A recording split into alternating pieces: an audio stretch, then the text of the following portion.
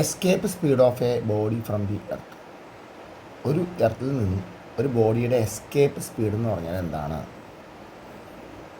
The minimum velocity with which a body must be projected so that it may escape from gravitational field of the earth is called escape velocity from the earth. നമ്മുടെ എർത്തിൽ നിന്ന് ഏതെങ്കിലുമൊക്കെ വെലോസിറ്റിയിലങ്ങ് project ചെയ്ത് വിട്ടാൽ അത് നമ്മുടെ gravitational ഫീൽഡും കടന്ന് അങ്ങോട്ട് പോവില്ല. ഒരു പ്രത്യേക വെലോസിറ്റിയിൽ പ്രൊജക്റ്റ് ചെയ്ത് വിട്ടാൽ മാത്രമേ നമ്മുടെ ഗ്രാവിറ്റേഷണൽ ഫീൽഡ് ഭേദിച്ചുകൊണ്ട് അത് പുറത്തേക്ക് പോവുകയുള്ളൂ. അപ്പോൾ ഒരു ബോഡി പ്രൊജക്റ്റ് ചെയ്യുമ്പോൾ ഗ്രാവിറ്റേഷണൽ ഫീൽഡ് നിന്നും എസ്കേപ്പ് ചെയ്ത് പോകാൻ വേണ്ട മിനിമം വെലോസിറ്റിയാണ് എസ്കേപ്പ് വെലോസിറ്റി എന്ന് പറയുന്നത്. അപ്പോൾ ഒരു എർത്തിൽ നിന്നൊരു ബോഡിയെ പുറത്തോട്ട് പ്രൊജക്റ്റ് വിടുകയാണെന്ന് വിചാരിക്കട്ടെ. അപ്പോൾ അതിന് കൈനറ്റിക് എനർജി ഉണ്ടാവും. അപ്പോൾ നമുക്ക് കൈനറ്റിക് എനർജി ഓഫ് ബോഡി എന്ന് പറയാം. Kinetic energy of body near the surface of the earth. Near the surface of earth. എർത്തിൻ്റെ സർഫസിൽ കൈനറ്റിക് എനർജി എന്ന് പറയുന്നത് നമുക്കറിയാം ഹാഫ് എം വി സ്ക്വയർ ആണ്. എസ്കേപ്പ് വെലോസിറ്റി ആയതുകൊണ്ടാണ് VE സ്ക്വയർ എന്ന് എഴുതിയിരിക്കുന്നത്. അതിന് പൊട്ടൻഷ്യൽ എനർജി ഉണ്ടാവും. Potential energy of the body near the surface. Potential energy body near the surface എഴുതാം. Potential energy GMM/r². ആറാണ്. ഇതാണ് potential energy. Gravitational potential energy -GM വലിയ എം ആണ്. എർത്തിൻ്റെ മാസ്, ചെറിയ എം ബോഡിയുടെ മാസ്. അപ്പോൾ ടോട്ടൽ എനർജി നമുക്ക് നോക്കാം. ടോട്ടൽ എനർജി നോക്കാം. ദാറ്റ് ഈസ് ഹാഫ് MV² എന്ന് പറയുന്ന കൈനറ്റിക് എനർജി ഉണ്ട്. GMM/r എന്ന് പറയുന്ന പൊട്ടൻഷ്യൽ എനർജി ഉണ്ട്. എന്നാൽ അറ്റ് ഇൻഫിനിറ്റ് ഡിസ്റ്റൻസ്, വളരെ അകലെയാണെങ്കിൽ both kinetic energy and potential energy is zero. both kinetic energy and potential energy is zero. Infinite ഡിസ്റ്റൻസിലാണ് പൊട്ടൻഷ്യൽ എനർജിയും സീറോ ആണ്, കൈനറ്റിക് എനർജിയും സീറോ ആണ്. അങ്ങനെയാണെങ്കിൽ നമുക്ക് എന്ത് ചെയ്യാം? അപ്ലൈയിങ്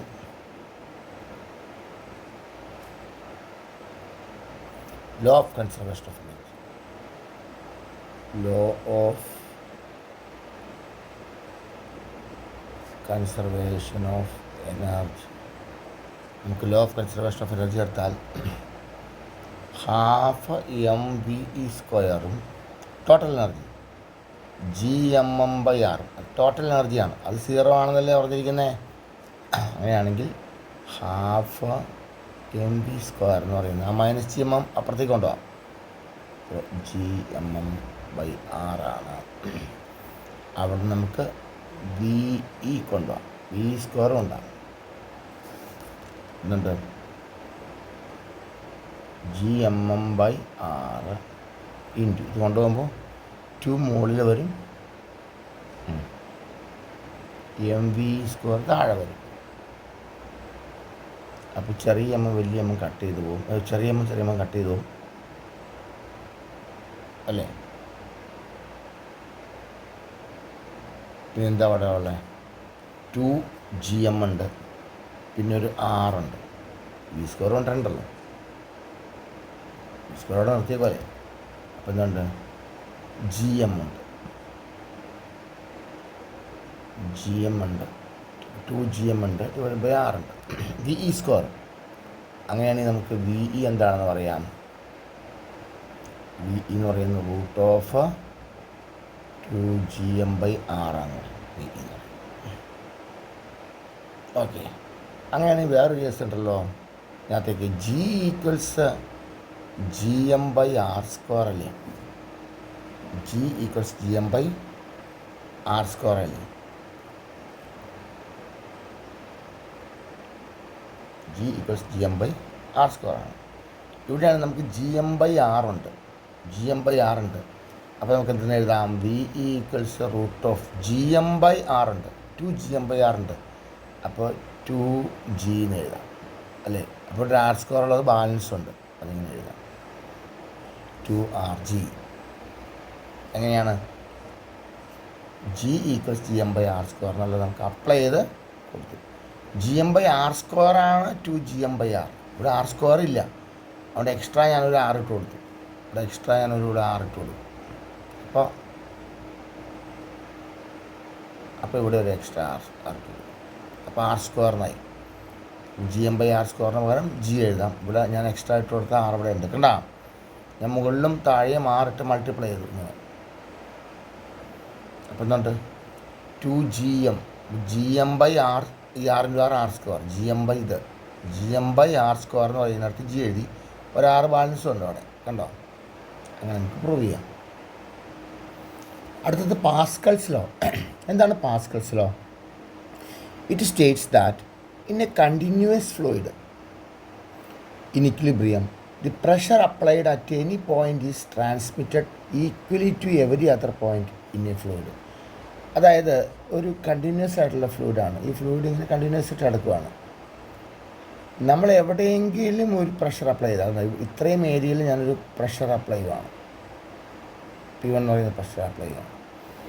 അപ്പോൾ എല്ലായിടത്തും P1 ഉണ്ടോ, അതേ പ്രഷർ അതേ ഏരിയയിൽ ഫുള്ളായിട്ട് അത് സ്പ്രെഡ് ചെയ്യും. അപ്പോൾ ചെറിയൊരു പ്രഷർ പ്രയോഗിക്കുമ്പോഴത്തേക്കും ആ ലിക്വിഡിൽ വലിയൊരു പ്രഷറിൻ്റെ എഫക്റ്റാണ് ഉണ്ടാവുക. ഇതിനാണ് നമ്മളെന്ന് പറയുന്നത് പാസ്കൽസ് ലോ എന്ന് പറയുന്നത്. ഹൈഡ്രോളിക് ലിഫ്റ്റ് ഉണ്ടല്ലോ, കാറൊക്കെ നമ്മൾ ഉയർത്താൻ വേണ്ടി വർക്ക്ഷോപ്പിൽ ഉപയോഗിക്കുന്ന ലിഫ്റ്റ്. ഈ ഹൈഡ്രോളിക് ലിഫ്റ്റ് എന്ന് പറയുന്നത് it is used to lift heavy loads, വലിയ ഹെവി ആയിട്ടുള്ള ലോഡുകൾ പൊക്കാൻ വേണ്ടി ഉപയോഗിക്കുന്നതാണ്. ഇതിൻ്റെ വർക്കിംഗ് എന്ന് പറയുന്നത് പാസ്കൽസ് ലോ വെച്ചിട്ട് ആണ്. അപ്പോൾ ഇതെന്തൊക്കെയുണ്ട് ഇതിനകത്ത്? ഇറ്റ് കൺസിസ്റ്റ് ഓഫ്, ഇതിൽ ടു സിലിണ്ടേഴ്സ് ഉണ്ട്. A and B. കണ്ടോ? ഇതാണ് ആ സിലിണ്ടറുകൾ. ഇതൊരു സിലിണ്ടർ, രണ്ട് സിലിണ്ടർ ഉണ്ട്. ഇവിടെയുള്ള സിലിണ്ടർ വണ്ണം കുറഞ്ഞായിരിക്കും, ഇവിടെയുള്ള സിലിണ്ടർ വണ്ണം കൂടിയായിരിക്കും. വണ്ണം കൂടിയ സിലിണ്ടറിൻ്റെ മുകളിലാണ് നമ്മൾ പൊക്കാനുള്ള കാറൊക്കെ വയ്ക്കുക. അതിൻ്റെ ഏരിയാസ് ഓഫ് ക്രോസ് സെക്ഷനോ ഏരിയകൾ ഒരുപോലെ അല്ല അല്ലേ? ഏരിയ ഓഫ് ക്രോസ് സെക്ഷനിലെ ഏരിയ രണ്ടിലെയും വ്യത്യസ്തമുണ്ട്. ഏരിയ എന്തൊക്കെ എടുക്കാം? A1 A2 എടുക്കാം, A1 എടുക്കാം, A1 ആൻഡ് A2 എടുക്കാം. A1 എന്ന് പറയുന്നത് വളരെ ചെറുതാണ്, A2 ആണ് വലിയത്, ഭയങ്കര വലിയത്. A1 എന്ന് പറയുന്നത് വളരെ ചെറുതാണ്. ഈ സിലിണ്ടറിൽ രണ്ട് പിസ്റ്റൻസും ഉണ്ട്. ദേ ഹാവ് പിസ്റ്റൻസ്, ഉയരുകയും താഴുകയും ചെയ്യുന്നതാണ് പിസ്റ്റൻസ്. P1 P2 എന്ന് പറയുന്ന രണ്ട് പിസ്റ്റൻസും ഉണ്ട്. ഇനിയോ the tube is filled with, ഈ ട്യൂബിനകത്ത് എന്താണ് നിറച്ചിരിക്കുന്നത്? ആൻ ഇൻകംപ്രസിബിൾ ലിക്വിഡ്, കംപ്രസ് ചെയ്യാൻ പറ്റുന്ന ലിക്വിഡായിരിക്കും, പ്രത്യേകം ശ്രദ്ധിച്ചോളാം. ആൻ ഇൻകംപ്രസിബിൾ, വേണേൽ ഒരു മാർക്കിന് ചോദിക്കാം, കംപ്രസിബിൾ ലിക്വിഡാണോ ഇൻകംപ്രസിബിൾ ലിക്വിഡാണോന്ന്. ഇൻകംപ്രസിബിൾ ലിക്വിഡാണ്, കംപ്രസ് ചെയ്യാൻ പറ്റാത്ത ലിക്വിഡാണ്. കംപ്രസ് ചെയ്യാൻ പറ്റുന്ന ലിക്വിഡാണെങ്കിൽ അത് നമ്മൾ പ്രഷർ പ്രയോഗിക്കുമ്പോൾ അത് കംപ്രസ്ഡായി പോവുള്ളൂ, അല്ലാണ്ട് എഫക്റ്റ് ഉണ്ടാവില്ല. അപ്പോൾ നമ്മൾ ഒരു force, let A force F applied on P1 എന്ന് പറയുന്ന പിസ്റ്റണിൽ ഞാനൊരു ഫോഴ്സ് അപ്ലൈ ചെയ്യണം. ഒരു മാസ് ഇട്ട് കൊടുത്താൽ മതി, ഫോഴ്സ് അപ്ലൈ ആവും. ഒരു ചെറിയ മാസ് കയറ്റി വെച്ചാൽ മതി, അപ്പോൾ ഒരു ഫോഴ്സ് അപ്ലൈ ആവും, പിസ്റ്റൺ താഴും അല്ലേ? എങ്ങനെയാണ്? P1 by placing a load, ഒരു ലോഡ് വെച്ച് കൊടുക്കുകയാണ്. Placing a load,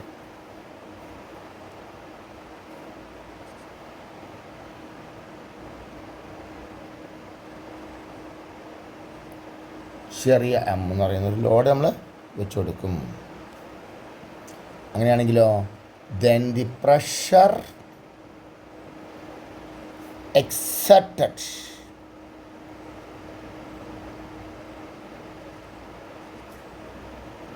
by P1 on liquid.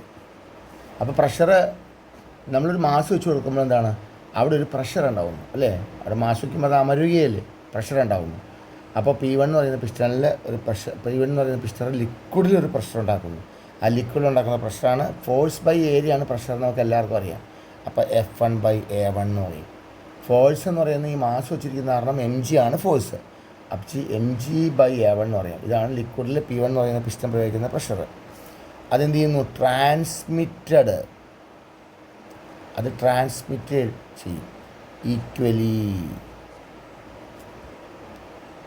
To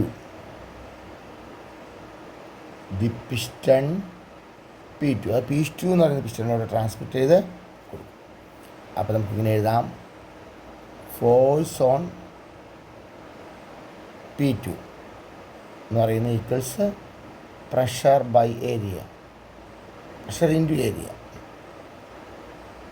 അപ്പോൾ P1 എന്ന് പറയുന്ന പിസ്റ്റൺ ഇങ്ങനെ പ്രഷർ ചെലുത്തുമ്പോൾ P2 എന്ന് പറയുന്ന പ്രഷറിലോട്ട് എന്ത് ചെയ്യുന്നു, ആ പ്രഷർ ട്രാൻസ്മിറ്റ് ചെയ്യുന്നു. അപ്പോൾ P2 എന്ന് പറയുന്ന പ്രഷറിൽ P1 എന്ന് പറയുന്ന പിസ്റ്റൺ കൊണ്ടുണ്ടാകുന്ന P2 എന്ന് പറയുന്ന പിസ്റ്റണിൽ P1 കൊണ്ടുണ്ടാകുന്ന പ്രഷർ എന്ന് പറയുന്ന ഫോഴ്സ് എന്ന് പറയുന്നത് പ്രഷർ ഇൻറ്റു ഏരിയ ആണ്. ദാറ്റ് ഈസ് നമുക്ക് എന്ത് എഴുതാം, ഫോഴ്സ് എന്ന് പറയുന്നത് പ്രഷർ എന്ന് പറയുന്നത് എഫ്, ഇവിടെ പ്രയോഗിച്ച പ്രഷർ എന്താണ്, F1/A1 ആണ് അല്ലേ?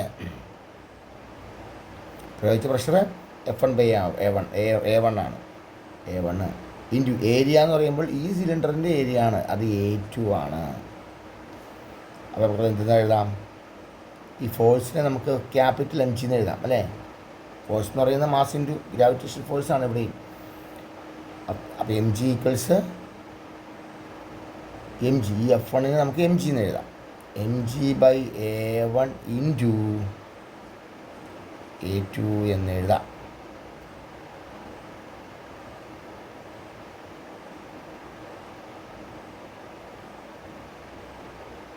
അങ്ങനെയാണെങ്കിൽ എം അവിടെ നിർത്താമല്ലോ. എം അവിടെ എഴുതാം. എം അവിടെ നിർത്തിയാൽ M ഇൻറ്റു A2/A1 എഴുതാം. കാരണം എന്താണ്, ഈ ജിയും കട്ട് ചെയ്ത് പോകും. പിന്നെന്തോളെ, പിന്നെ M ഇൻറ്റു A2/A1 ആണ് ഉള്ളൂ. ആ മാസ് ഭയങ്കരമായിരിക്കും. A2 എന്ന് പറയുന്നത് വളരെ വലുതാണ് A1നേക്കാൾ. അപ്പോൾ എന്തായിരിക്കും, M എന്ന് പറയുന്നത്, ആ വലിയ M എന്ന് പറയുന്നത്, ഇവിടെ വരുന്ന എഫക്റ്റ് എന്ന് പറയുന്നത് ആ ചെറിയ എമ്മിനേക്കാൾ വളരെ വലുതാണ്. പാസ്കൽസ് ലോ എന്ന് പറയുന്നത്.